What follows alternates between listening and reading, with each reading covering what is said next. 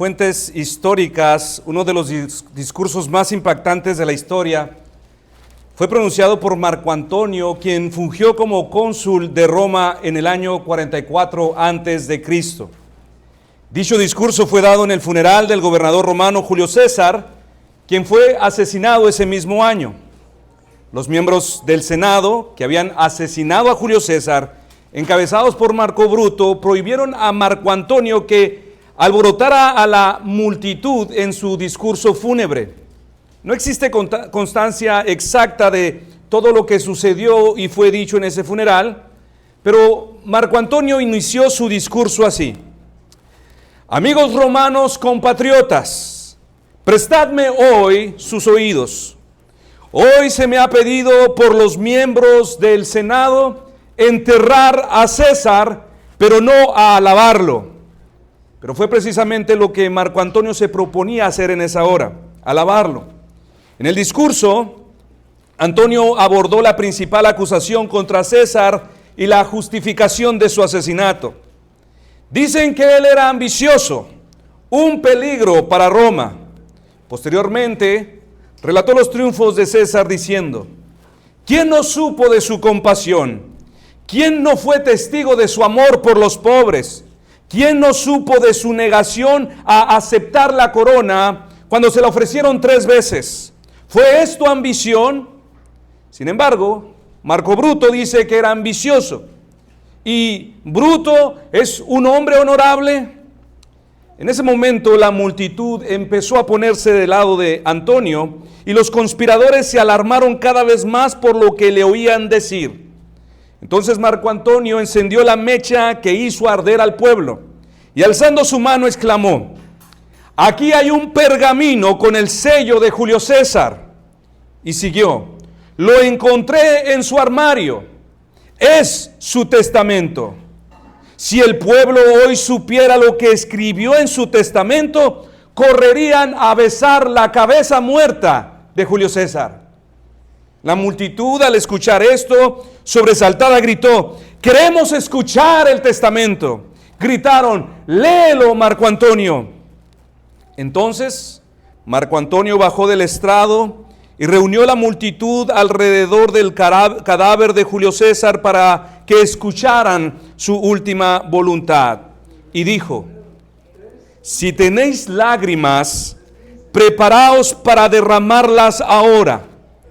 Y primero comenzó a señalar cada una de las heridas del cuerpo muerto de César, pronunciando sobre cada herida el nombre de las personas que conspiraron contra él. Aproximadamente un número de 60 a 70 personas, hombres de confianza, lugartenientes de César y entre ellos senadores como Marco Bruto y Cayo de Acasio, provocando así el delirio de la multitud. Entonces, después de esto, Marco Antonio abrió el testamento con el sello de César y dijo: Julio César a cada ciudadano romano le ha dejado 75 dracmas. Además, os ha dejado todos sus paseos, sus pérgolas privadas y sus huertos recién plantados al lado del Tíber. Os los ha dejado a vosotros y a vuestros herederos para siempre, para pasear por el exterior y recrearos.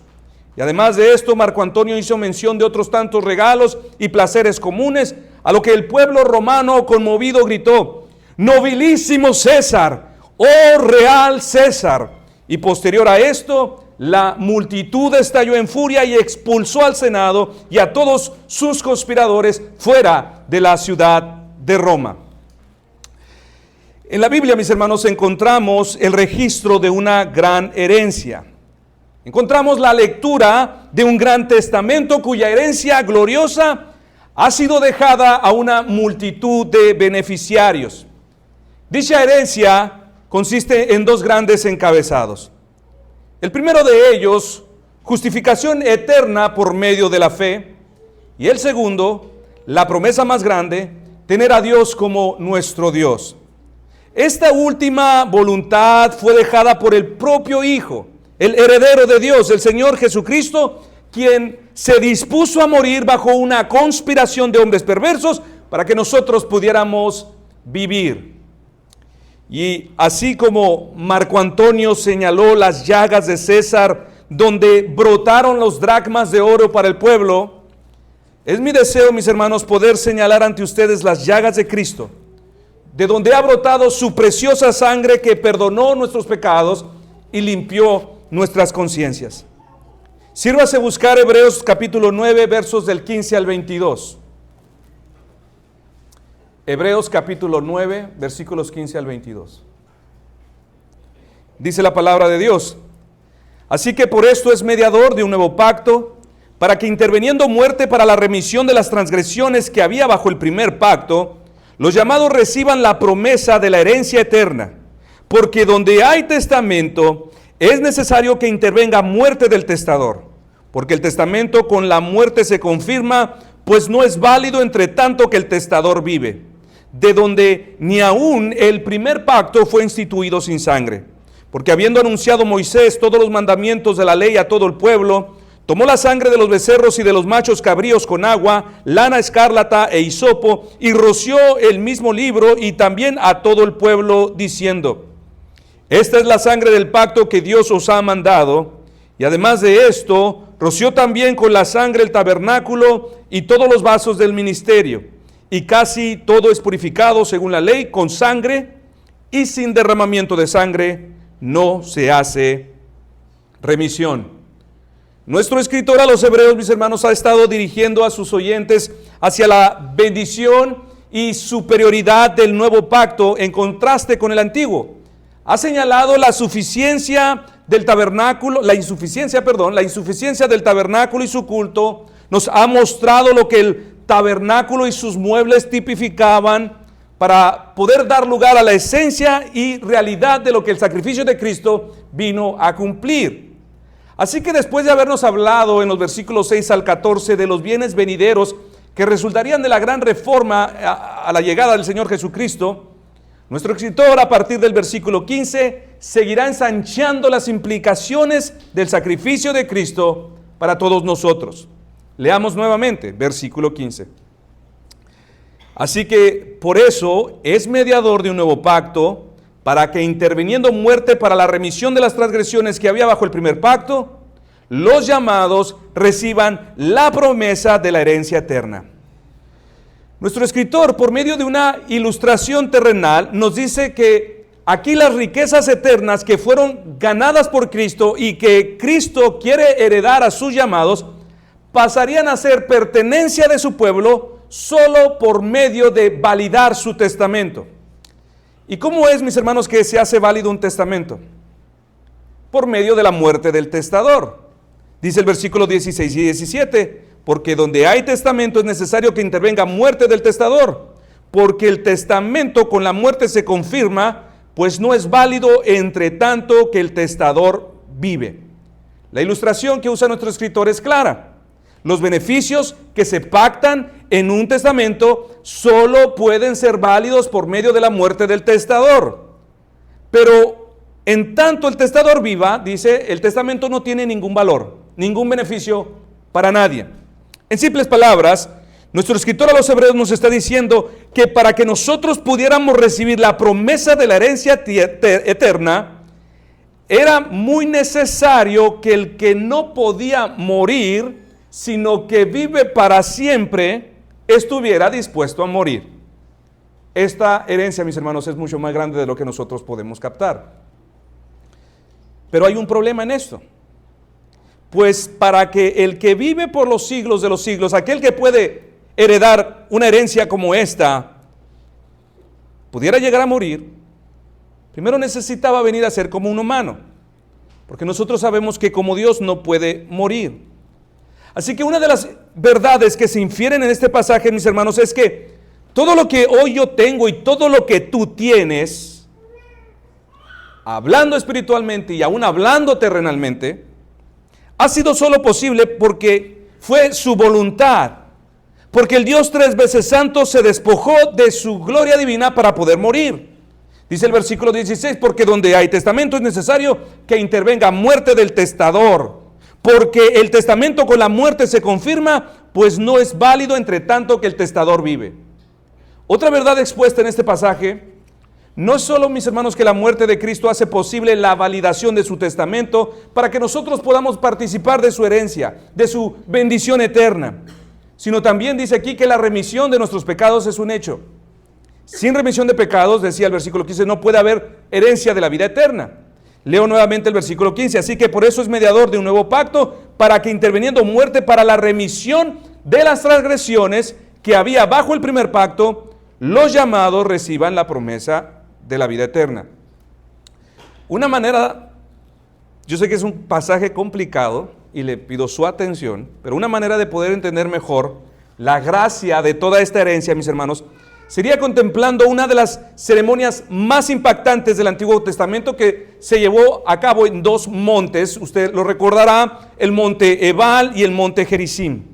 Este evento se describe ampliamente en los capítulos 27 y 28 de Deuteronomio, donde en el monte Ebal la mitad del pueblo se puso de pie para leer las maldiciones a la desobediencia de la ley.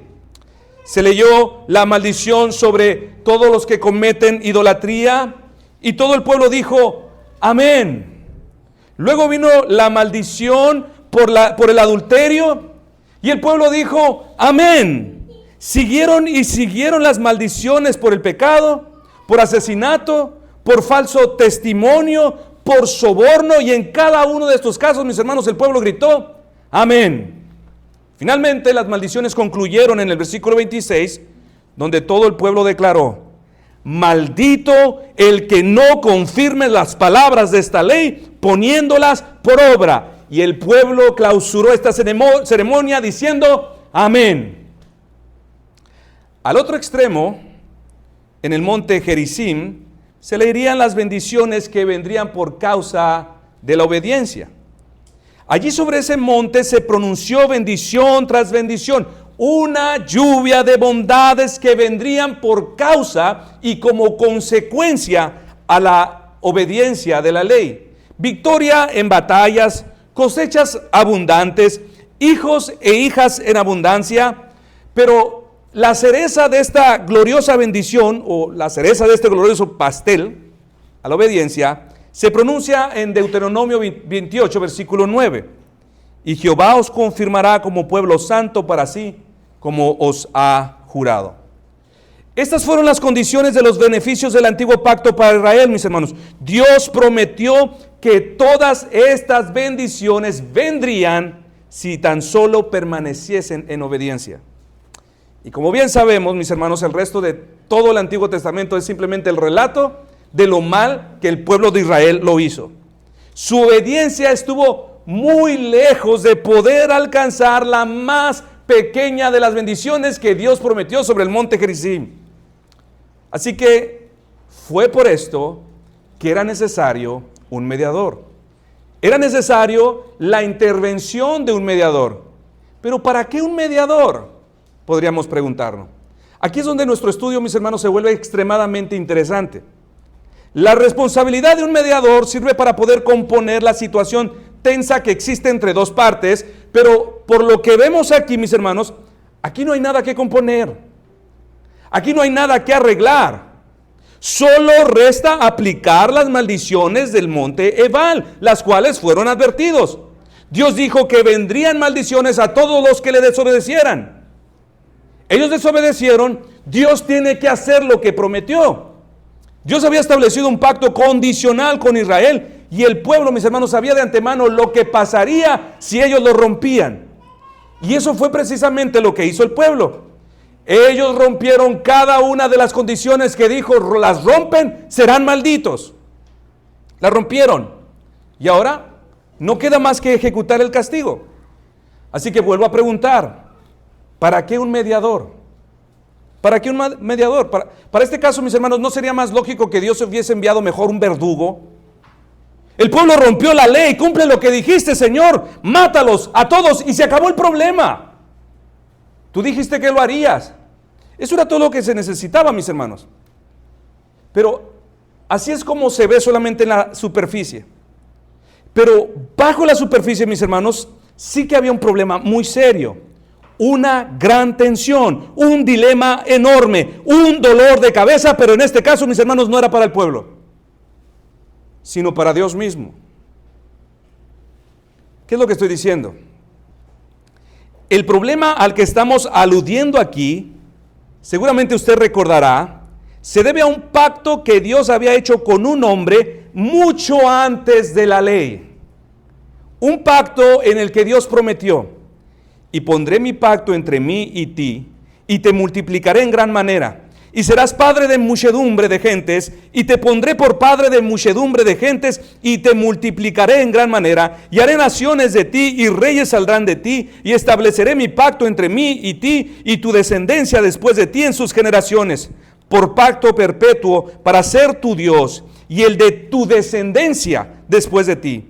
Y te daré a ti y a tu descendencia después de ti la tierra en que moras. Toda la tierra de Canaán, heredad perpetua será para ti y para ellos.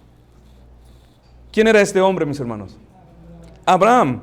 Dios en este pacto juró por sí mismo bendecir a Abraham y bendecir a su descendencia. Bendecir a una descendencia tan numerosa como las estrellas a través de muchas generaciones, y como promesa, la misma promesa, Él agrega que Él sería su Dios.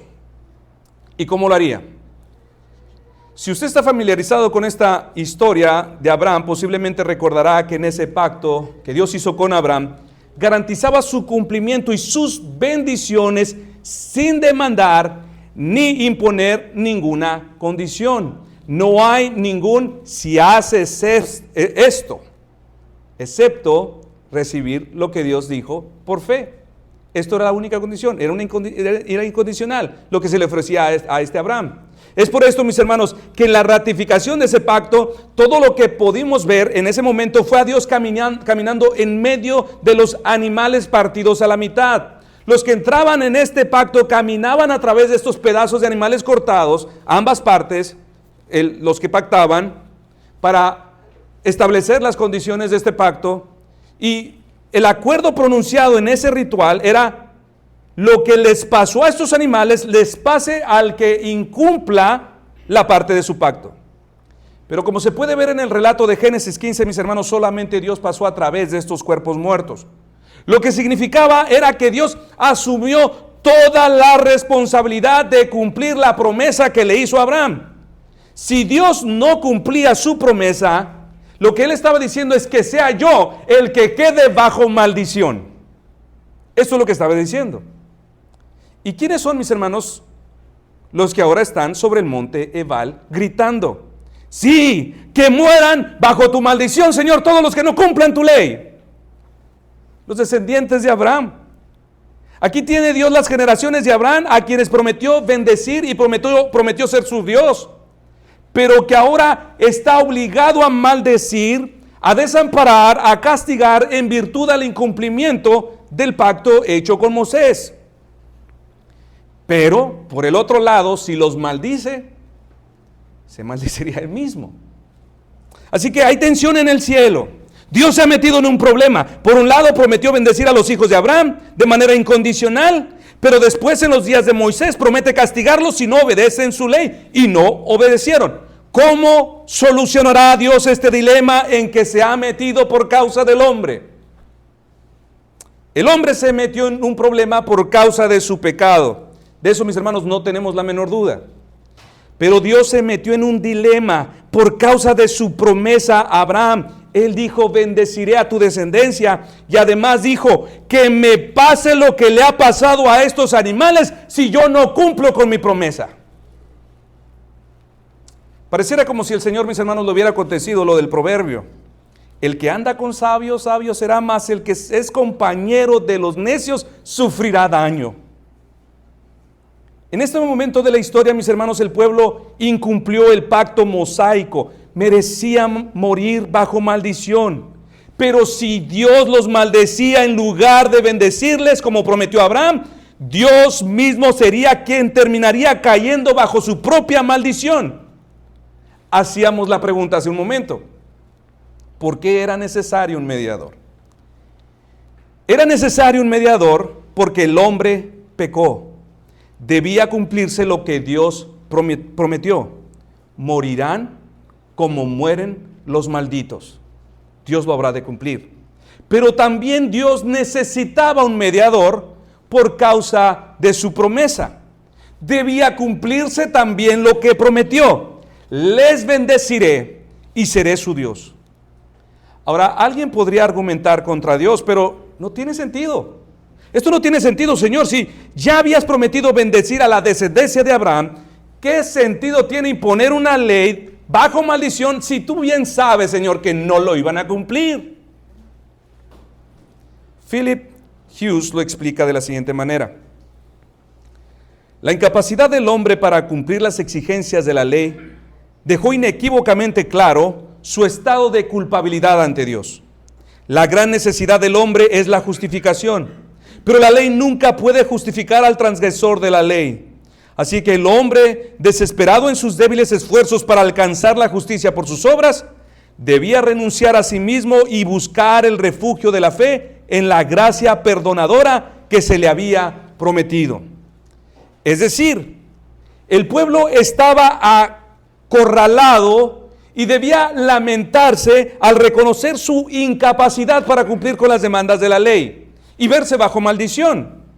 Pero por otra parte, en los planes de Dios estaba que este estado desesperado les llevara a reconocer que aún en su miseria, en Dios había una promesa de vida eterna, la cual Dios tiene que cumplir.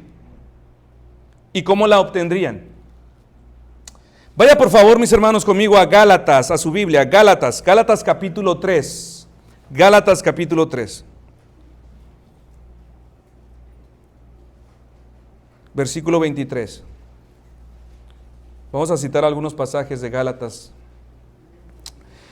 Pero antes de que viniese la fe, estábamos confinados bajo la ley, encerrados para aquella fe que iba a ser revelada. ¿Lo escuchó? Estábamos confinados por la ley, encerrados, apresados, esclavizados, para aquella fe que iba a ser revelada. En otras palabras, mis hermanos, lo que está diciendo aquí Pablo es que los 10 mandamientos les fueron dados como una escolta de militares comisionados para mantenerlos custodiados en prisión. Como en otro lugar también dijo Pablo, porque Dios ató en cadenas a todos en desobediencia para tener misericordia de todos. Ahora, ¿cómo es que llega esta libertad, mis hermanos? ¿Cómo es que viene a nosotros esta misericordia? Esta libertad y esta misericordia nos llega como una herencia a través de la muerte de Cristo. Solo la muerte de Cristo podía liberar a los pecadores de la maldición de la ley que les custodiaba. Vaya un poco más atrás en el capítulo 3 de Gálatas, versículo 13. Recordemos que ahora todos estamos bajo la maldición de la ley. Es en ese contexto que Pablo está hablando. Gálatas 3, versículo 13. Cristo nos redimió de la maldición de la ley, haciéndose maldición por nosotros.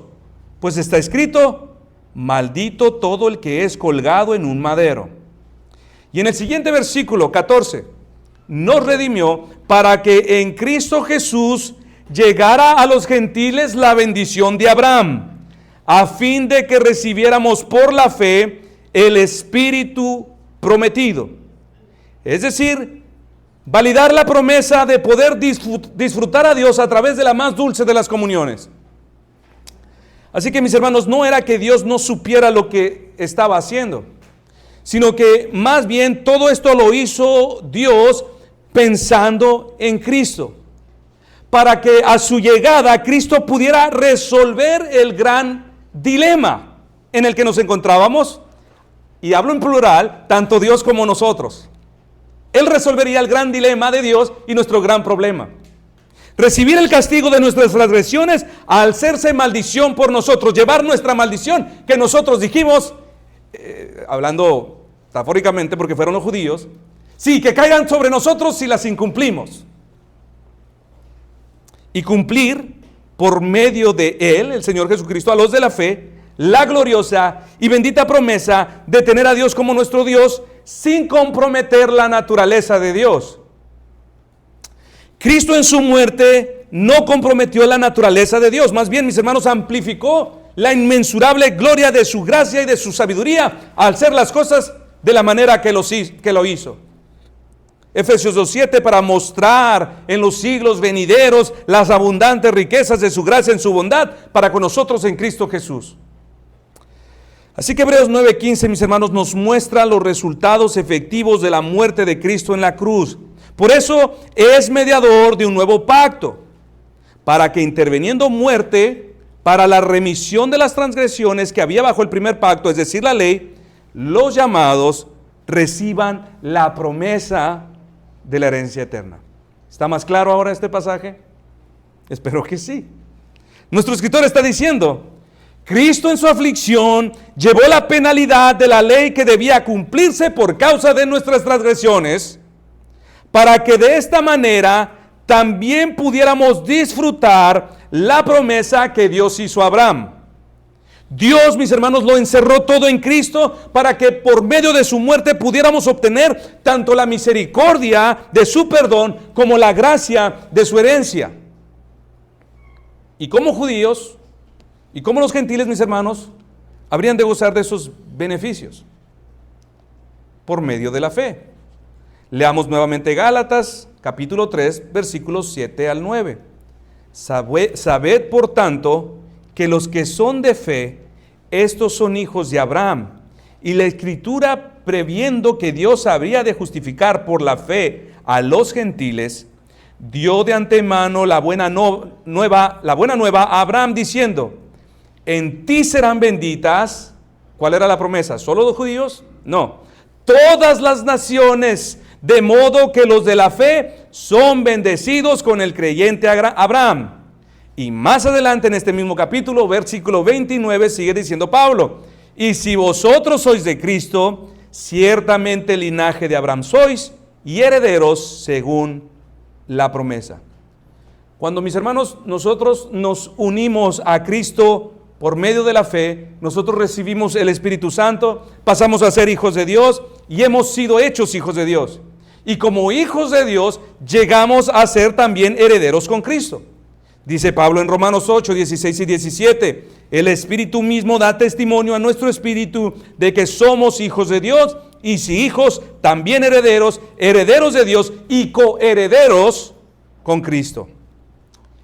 Hermano, hermana, ¿cómo crees tú que debería de lucir la vida de aquellos que saben que por medio de la muerte de Cristo han llegado a ser hijos del Dios Altísimo? Ni siquiera te estoy preguntando cómo deberías lucir tu vida. Somos más buenos para juzgar la vida de los demás. ¿Cómo debería lucir la vida de tu hermano, de tu hermana, si esta persona llegara a reconocer que es legítimamente un hijo de Dios o una hija de Dios, del Dios Altísimo? Si tú eres un hijo, una hija de Dios, ¿cómo debería lucir tu vida? Algo que de manera inequívoca podemos decir, mis hermanos, es que la imagen de Cristo debe ir en aumento en todas las áreas, en todos los sentidos. El apóstol Juan vivía maravillado de esta verdad. Él dijo en 1 de Juan 3, versículo 1 y 2, mirad, cuán amor nos ha dado el Padre para que seamos llamados hijos de Dios. Versículo 2, amados, ahora somos hijos de Dios y aún no se ha manifestado lo que hemos de ser, pero sabemos que cuando Él se manifieste, seremos semejantes a Él, porque le veremos tal y como Él es. Juan está diciendo, observen, está maravillado, observen lo que esto significa. Somos llamados hijos, y aunque por el momento no reflejamos lo que seremos, y esto es lo que está diciendo este pasaje, y esto es asombroso, mis hermanos, pero cuando veamos a Cristo en gloria, realmente dirás, Él es mi hermano, realmente somos hijos del mismo Padre, me parezco tanto a ti, Señor, tú eres del que hablaba Juan. Esta es una verdad gloriosa, mis hermanos. En ese momento le mirarás y te mirarás y dirás, sí, Dios me hizo su hijo, me parezco tanto al Hijo de Dios. ¿Y qué fue, mis hermanos, lo que dio lugar a todo esto? Su disposición a morir. Regresando a Hebreos, versículos 16 y 17, decía, porque donde hay testamento es necesario que intervenga muerte del testador, porque el testamento con la muerte se confirma, pues no es válido entre tanto que el testador vive.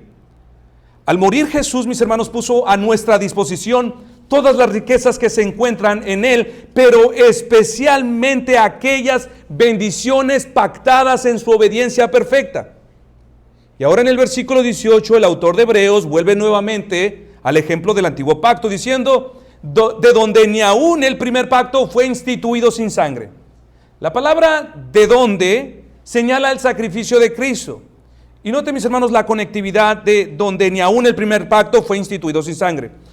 Usted recuerda, mis hermanos, que cuando Jesús se sentó a sus discípulos, lo que es conocido como la última cena o la última noche antes de su muerte, Él tomó la copa y ratificó el pacto en esa noche. Y Él dijo, esto es mi sangre del nuevo pacto que por muchos es derramada para remisión de los pecados. Es decir, la ratificación del nuevo pacto, de su testamento, también debía ser validado con sangre, con su propia sangre, tal y como Moisés ratificó el antiguo pacto por medio de sangre de animales. Por esto sigue diciendo el versículo 19 al 21, porque habiendo anunciado Moisés todos los mandamientos de la ley a todo el pueblo, tomó la sangre de los becerros y los machos cabríos con agua, lana escarlata e hisopo, y roció el mismo libro y también a todo el pueblo, diciendo, esta es la sangre del pacto que Dios os ha mandado. Y además de esto, roció también con la sangre del tabernáculo y todos los vasos del ministerio. Como podemos observar, mis hermanos, en este simple pasaje nos está diciendo que casi todo fue rociado con sangre. La señal de la muerte estaba rociada sobre todo este pacto, sobre todas sus ordenanzas y sobre todas sus estipulaciones. Todo estaba manchado con este símbolo de muerte, que es la misma sangre. El punto era que la sangre sobre todas estas cosas nos hacía saber que el pacto había sido roto. Todo lo que manchó su sangre. El pastor Ray Stedman escribe sobre esta sangre. Su intención era inculcarles que el pecado no puede ser apartado, ni siquiera por un Dios amoroso, sin que se produzca una muerte.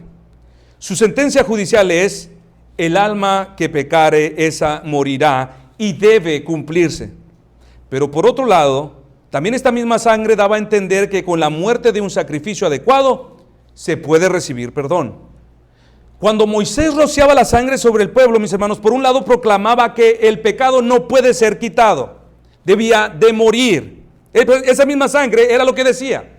Pero también esa misma sangre le decía que Dios estaba dispuesto a aceptar un sacrificio para perdonar sus pecados, pues no morían.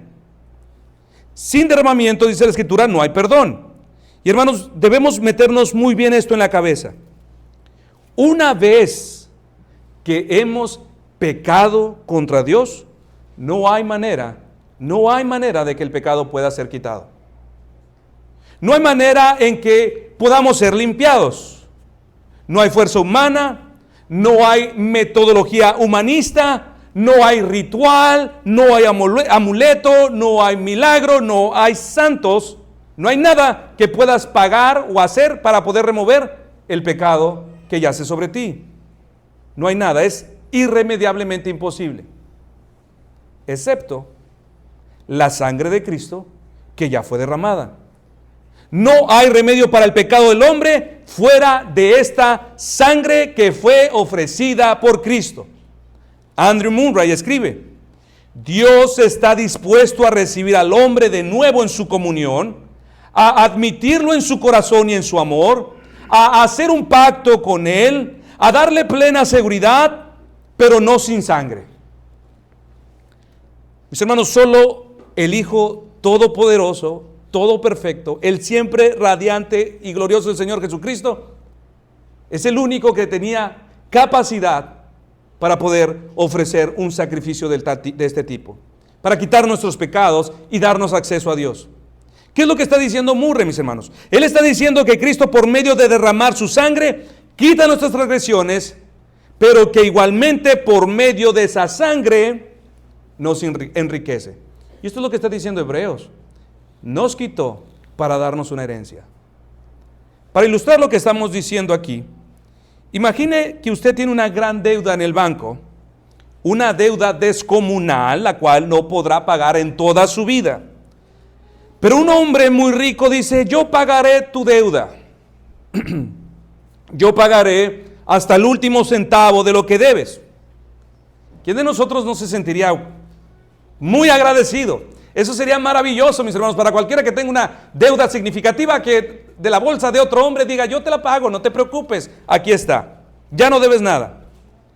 Pero en Cristo, mis hermanos, no solamente recibimos eso, sino que además le dice a este hombre: haga de cuenta, no solo he cancelado tu cuenta, sino que además he transferido a tu cuenta una suma de dinero que no podrás acabarte en esta vida ni en 1000 vidas. Eso es básicamente, mis hermanos, lo maravilloso del sacrificio de Cristo. Que no solamente podemos ver en Él nuestra deuda cancelada, sino que podemos ver en nuestra cuenta una suma inmensurable de riqueza espiritual que ni en esta vida ni en la otra vida se acabará. Ahora, con el tiempo que nos resta, quisiera responder a la pregunta: ¿en qué consiste esta herencia? Esta herencia pactada a manera de testamento. En primer lugar, mis hermanos, al llamarle herencia se sobreentiende que es algo que se recibe gratuitamente. Una herencia no se gana, es el don gratuito de un benefactor amoroso hacia un tercero. ¿Y qué es lo que hemos recibido, mis hermanos? Bueno, sus bendiciones son tantas, pero nos limitaremos a mencionar solo aquellas que se infieren en nuestro pasaje. Una de ellas es nuestra fe. Nuestra fe, mis hermanos, es un precioso don que nos capacita para abrir alegremente, gozosamente nuestras manos y recibir aquello que Dios quiere darnos. Sin la fe, todos estos beneficios derivados de Cristo, mis hermanos, no podrían ser aplicados a ninguno. Así que Dios regala la fe. Pero es por el precioso don de la fe que hoy nosotros, como aquellos ciudadanos de Roma que se regocijaban ante el testamento de César, podemos hoy nosotros regocijarnos que en este testamento aparece nuestro nombre escrito como parte de sus beneficiarios. Los ciudadanos de Roma se alegraron cuando leyeron el testamento de Julio César en boca de Marco Antonio. Nosotros, mis hermanos, hoy podemos regocijarnos de la misma manera, porque nuestro nombre aparece escrito en ese testamento. La fe, mis hermanos, tiene palmas abiertas para recibir. Eso es todo lo que se requiere. Esto es lo que hace Dios. Abre tu boca y yo la llenaré. La fe no es para extender y pelear y ganar algo. No se aferra a las cosas para no perderlas. Solo consiste en abrir lo que Dios tiene para dar. ¿Y qué, mis hermanos? ¿Qué es lo que nuestro bondadoso Dios pone como regalo en nuestras manos abiertas? Dios pone su salvación. Efesios 2:8.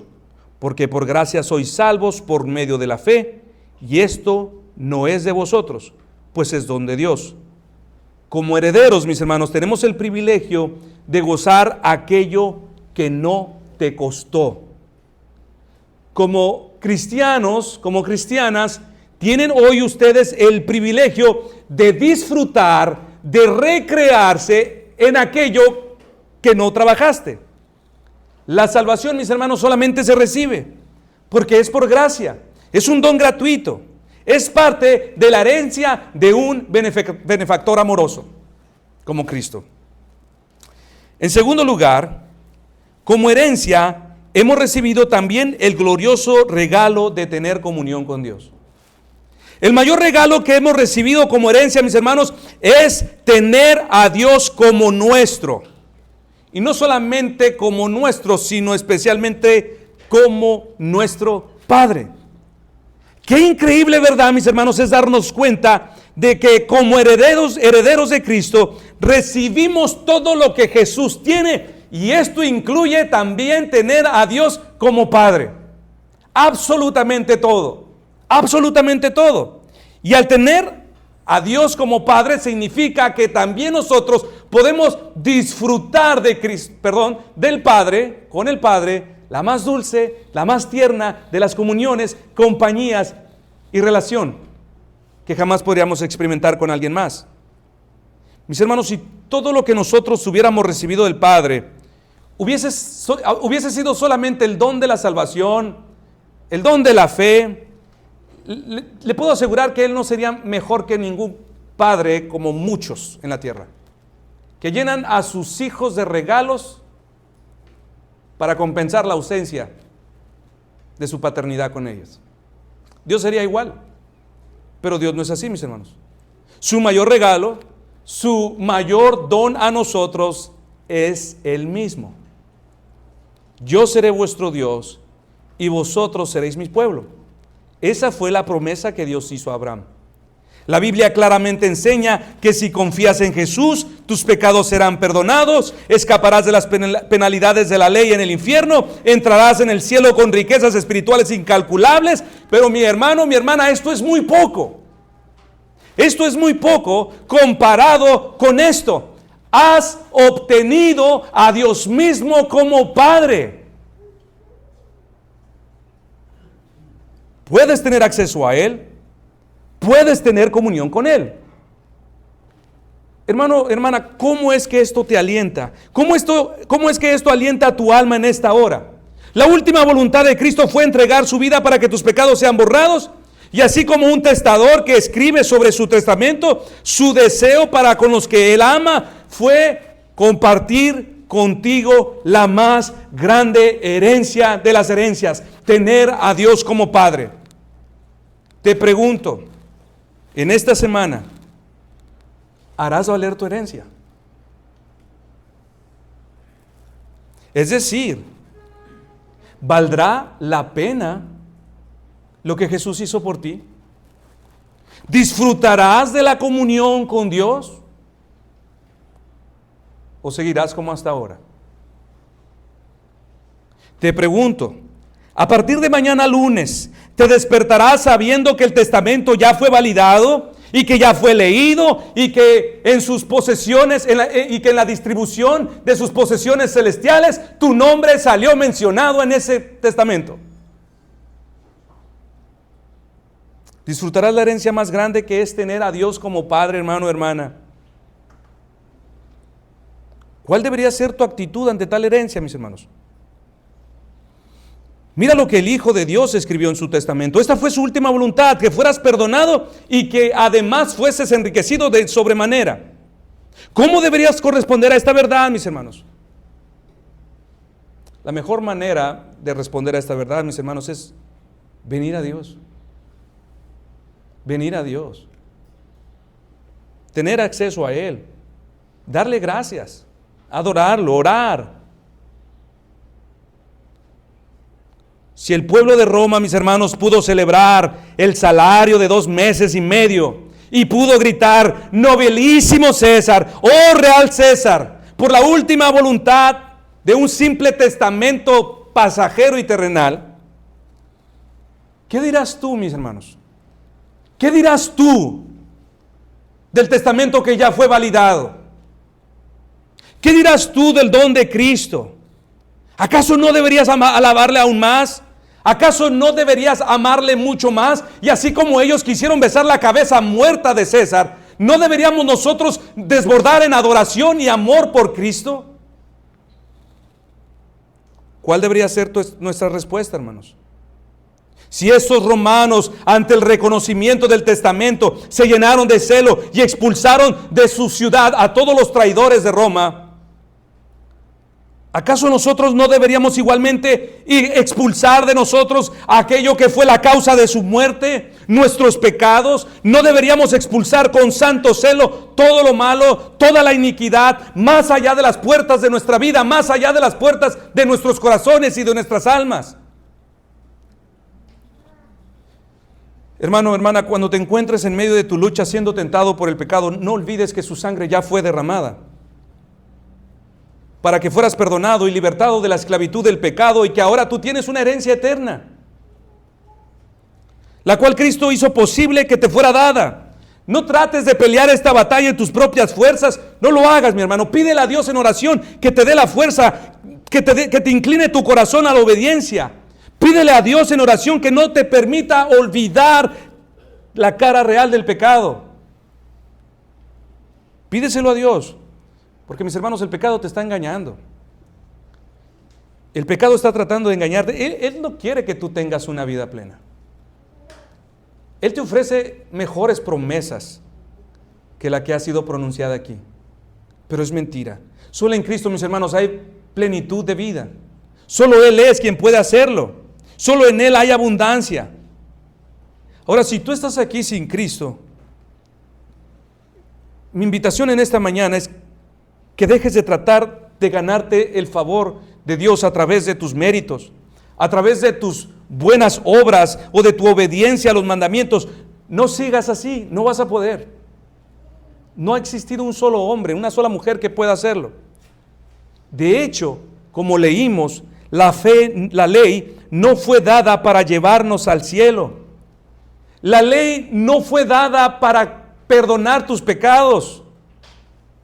La ley fue dada para encarcelarte como un prisionero, para que desde allí, desde la celda, clames por misericordia a Cristo, quien tiene la llave de libertad, quien es el camino al Padre.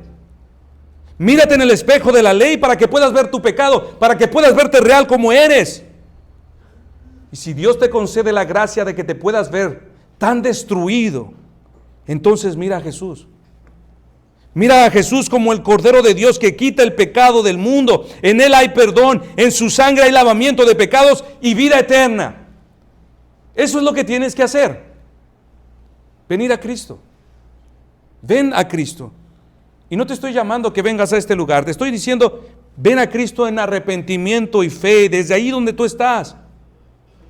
Si tú estás hoy sin Cristo, no salgas de este lugar enemistado contra Dios. Pídele que tenga misericordia de ti. Pídele que te perdone. El sacrificio ya fue ofrecido. El dilema en el que nos encontrábamos ya fue resuelto. Dios envió un mediador para que la maldición no recayera sobre ti. Él la tomó y cumplió el deseo de Dios. También llenar, enriquecer con una herencia eterna a todos los que son de la fe. Vean a Cristo como realmente Él es.